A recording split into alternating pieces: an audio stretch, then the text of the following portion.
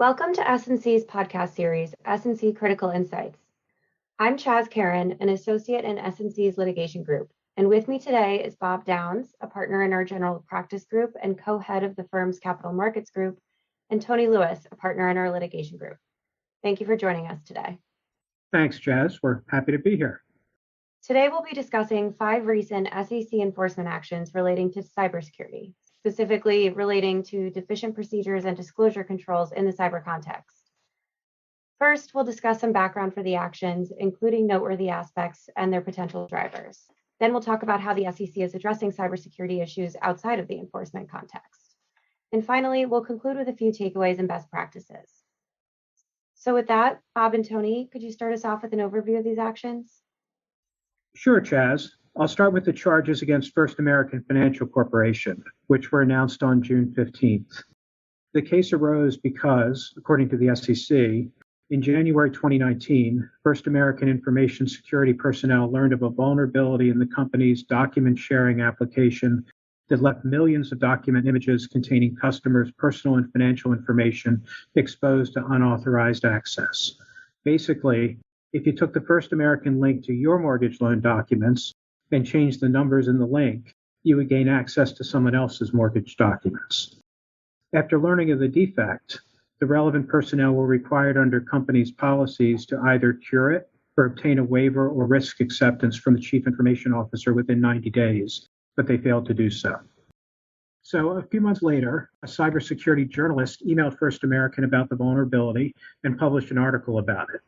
In response, First American issued a press statement and filed a Form 8-K with the SEC that collectively asserted, among other things, that the company had learned of a design defect, that it took immediate action to address the situation, and that there were no indication of a large-scale unauthorized access to customer information. Importantly, according to the SEC, between the journalist's email and the public disclosures that followed, First American's Chief Information Security Officer and Chief Information Officer learned that the vulnerability had been identified in January 2019, but First American personnel failed to communicate this fact to the senior executives, including the CEO and CFO, responsible for the disclosure decisions. So the SEC found that First American violated Exchange Act Rule 13A, 15A, because its disclosure controls and procedures failed to inform the company's senior management that certain personnel had learned of the vulnerability several months earlier and that the vulnerability had not been remediated in accordance with the company's policies. Specifically, the SEC noted that the executives making the disclosures lacked information to fully evaluate the company's cybersecurity responsiveness and the magnitude of the risk from the application's vulnerability at the time they approved the company's disclosures. Without admitting or denying the SEC's findings, First American agreed to pay a civil penalty of $487,616. Tony, there was a second case shortly after that. Can you tell us about that case? Thanks, Bob. On August 16th, the SEC charged Pearson plc, an educational publisher and services provider, with similar violations. According to the SEC, in March 2019, the company learned that exploiting a vulnerability in software that the company provided to school district and university accounts, a hacker had accessed and downloaded millions of rows of data, including individuals' usernames and passwords, as well as names, birth dates, and email addresses.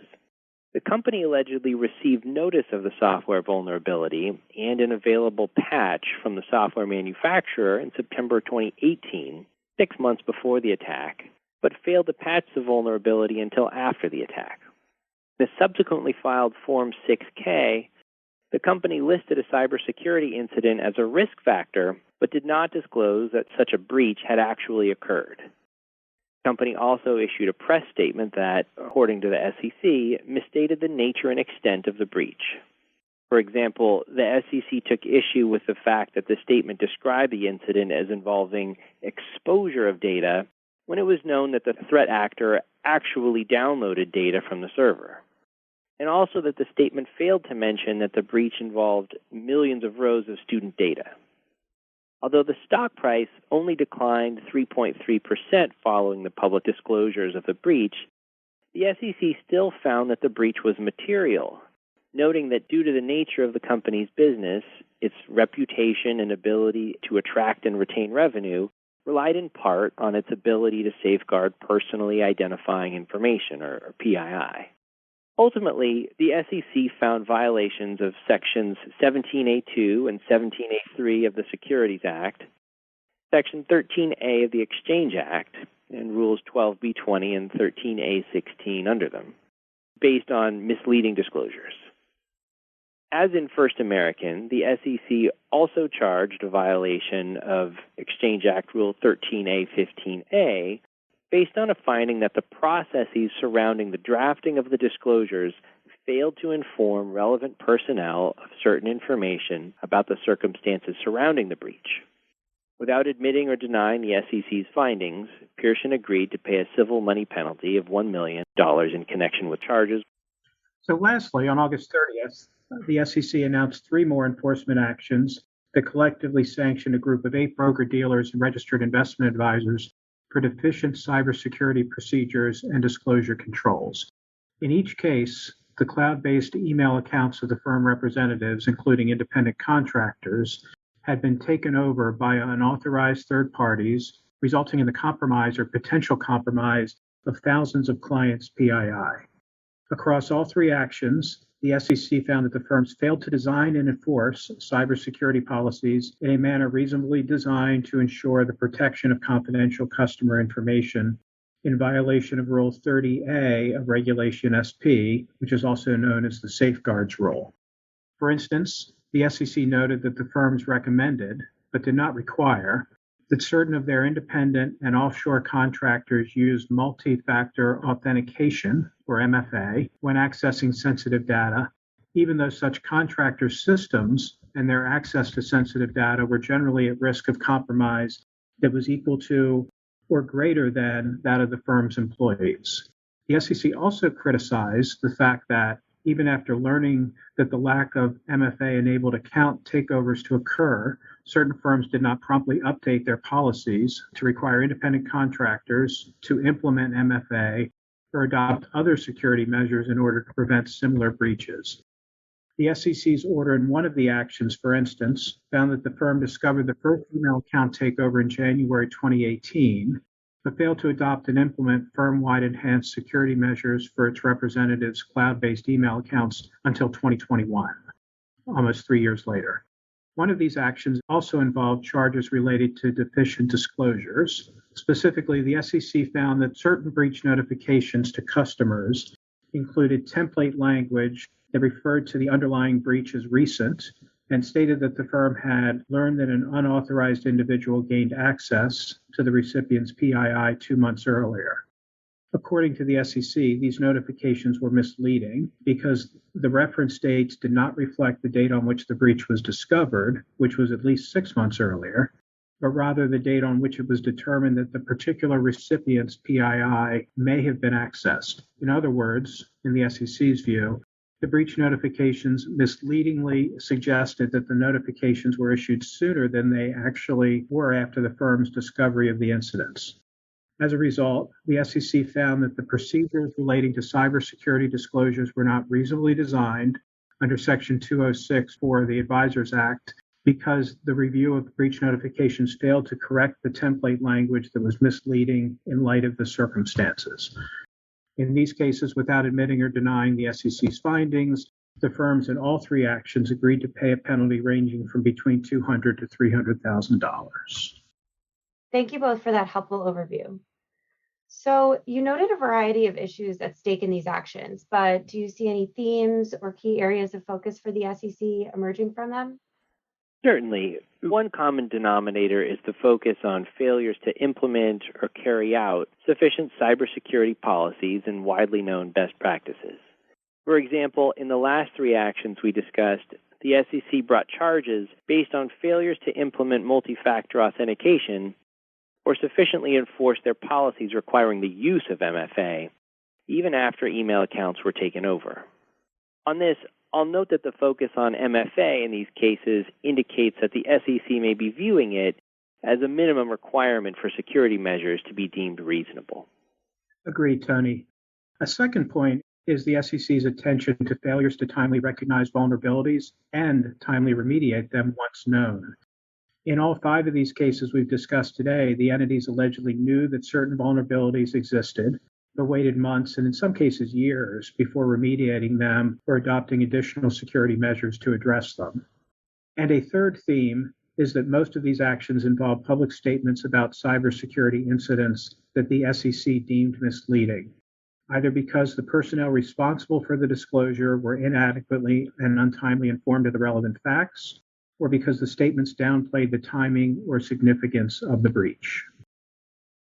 And to take a bigger picture view for a moment, there's also the fact that all of these actions were brought over the course of 3 months. Is that level of cyber-based enforcement activity typical for the SEC? Not at all. It's unprecedented, particularly when considering the SEC's focus in these cases on disclosure controls and procedures. To be clear, the SEC has shown some interest in this area in the past. For example, in 2018, the SEC issued guidance about the application of disclosure rules on cybersecurity risks. The SEC also brought its first ever enforcement action against Altaba, formerly Yahoo, for failure to properly inform investors of a cybersecurity incident. Later that year, the SEC also charged a broker-dealer and investment advisor for failure to implement reasonable procedures to protect customer information and failure to apply its procedures to systems used by independent contractors. And then in 2019, the SEC charged Facebook with making misleading disclosures regarding the risk of misuse of data. Specifically, the SEC found that Facebook's disclosures framed the risk as merely hypothetical, when the company knew that a third party had in fact misused user data. Aside from those actions, however, we did not see much enforcement activity from the SEC in a cyber context in the last several years. In fact, the Altaba action was, until First American, the only SEC enforcement action focused on cybersecurity disclosure controls and procedures. Now, in the span of just 3 months, the SEC has brought 5 cyber-related actions, 3 of which involved allegedly deficient disclosure control. So the question becomes, why is the SEC enhancing its focus on these issues now? Well, the last year has seen a rise in cybersecurity incidents against major companies. There was the highly publicized SolarWinds attack, which left thousands of customers, including Fortune 500 companies and government agencies, vulnerable to hackers. Another example is the Colonial Pipeline ransomware attack, which prompted the company to shut down both its corporate networks and fuel lines for several days to mitigate the damage. It in turn led to widely reported gasoline shortages, price spikes, and panic buying. In light of these events, the federal government has zeroed in on cybersecurity. In May, President Biden issued an executive order requiring government agencies and certain government contractors to comply with specified cybersecurity measures, such as adopting MFA.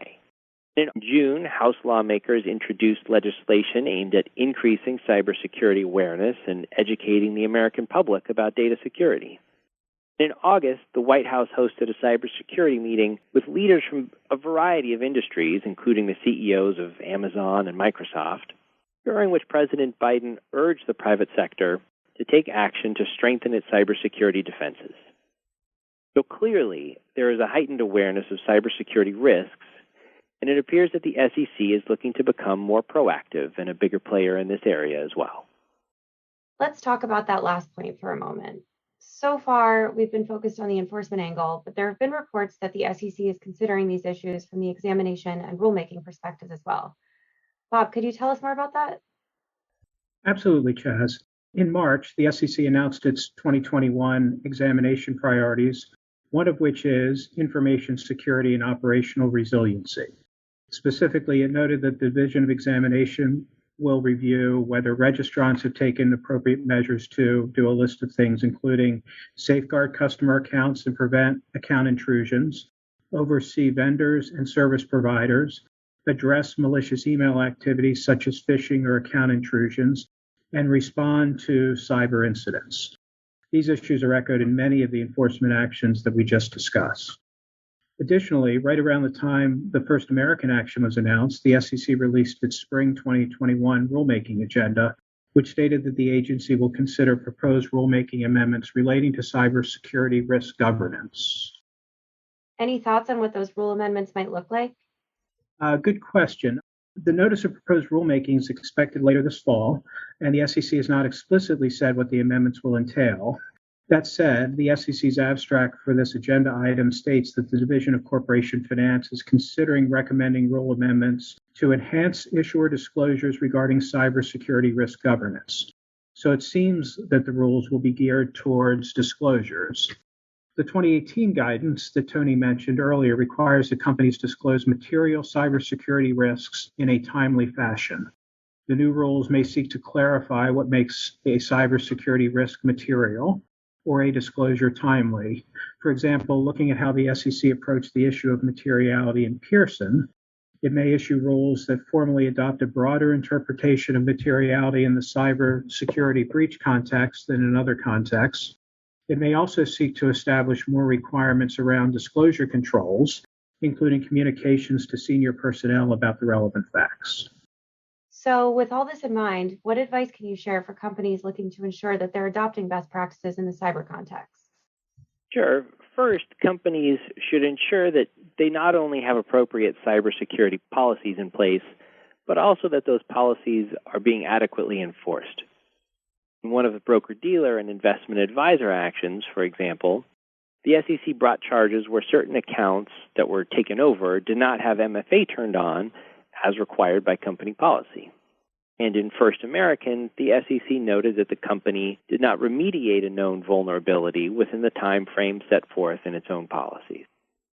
Second, companies should review their policies and controls with respect to independent contractors and other third parties to ensure that they are adequate and at least as stringent as those that apply to employees. The SEC addressed this issue head-on in the recent enforcement actions, and in light of the heightened awareness of the risks of vendor and supply chain attacks following the compromise of the SolarWinds software, I think we can expect this to remain a point of interest. Third, companies should ensure that they are effectively and timely remediating known vulnerabilities, regardless of policies. For example, in First American, the SEC noted the company's failure to address the vulnerability within the time frame required under the company's policy. In the actions against the group of broker-dealers and investment advisors, the SEC found a violation of the safeguards rule based on the fact that the firms waited months after discovering certain email account takeovers before requiring the affected or other contractors to implement MFA. Exactly right, Tony. There are also a few takeaways relating to disclosures and disclosure controls specifically. One is that companies should review their disclosure controls and procedures to assess whether they provide for the timely escalation of cybersecurity incidents and vulnerability by line employees to more senior personnel, including legal personnel and those responsible for making the disclosures. This will help ensure that the disclosures are not only timely, but also accurate. Relatedly, when drafting disclosure, especially when drafting from templates, companies should ensure that their statements regarding an incident are sufficiently specific and tailored to their circumstances and experience. A company should also take care to avoid framing the risk of a cybersecurity incident as merely hypothetical when it is known that such an incident has in fact occurred. And as we discussed briefly before, companies should be mindful that the SEC may be adopting a more expansive interpretation of materiality in the cyber context.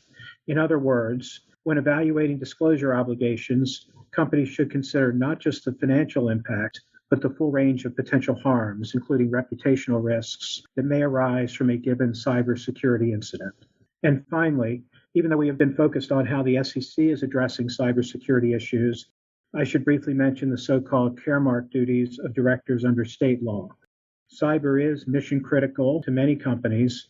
The cyber control environment and dealing with cyber incidents are important board-level matters, and companies are well advised to involve their boards in important cyber decision-making and incident response. Thanks very much, Tony and Bob, and thank you for listening to SEC Critical Insights.